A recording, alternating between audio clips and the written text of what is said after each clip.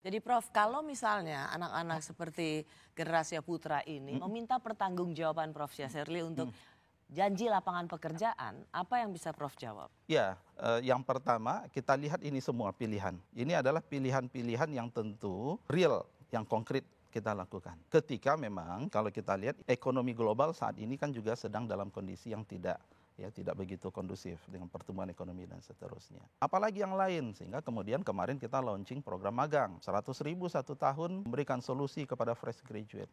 Jadi harus bisa dilihat bagaimana upaya serius dari pemerintah, ya Mas Putra, bagaimana kita ingin benar-benar hadir.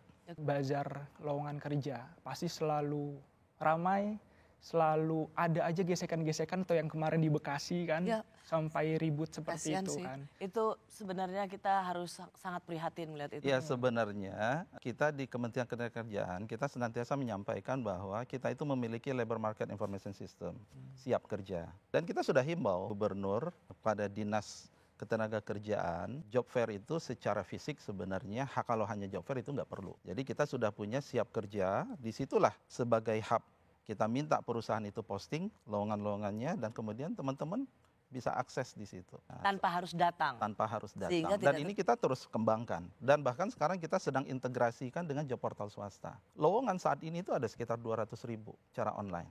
Kalau kita gabungkan dengan job portal swasta itu bisa 1 juta. Apakah ini preferensi, banyak sebarannya belum merata dan seterusnya, atau memang ada isu terkait tentang yang disebut tadi link and match. Pemerintah ini harusnya bertanggung jawab untuk para lulusan-lulusan, terutama dari kampus atau yang bergelar sarjana. Sebenarnya tuh kita pengen kan memajukan Indonesia dari berbagai bidang. Dan ini juga sebenarnya negara harus hadir lagi-lagi untuk memberikan tanggung jawabnya.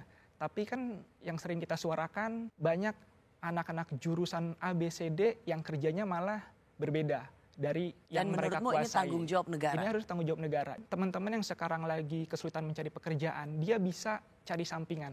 Entah itu sekedar kayak bazar, jualan, segala macamnya. Karena lagi-lagi sekarang tuh sebenarnya kebutuhan yang paling utama kan tentang uang ya. Dan lagi-lagi kalau kita pantik tentang kelas ya Pak Yasserli, kelas atas, menengah, dan bawah, yang paling terhimpit Pak, itu kelas menengah.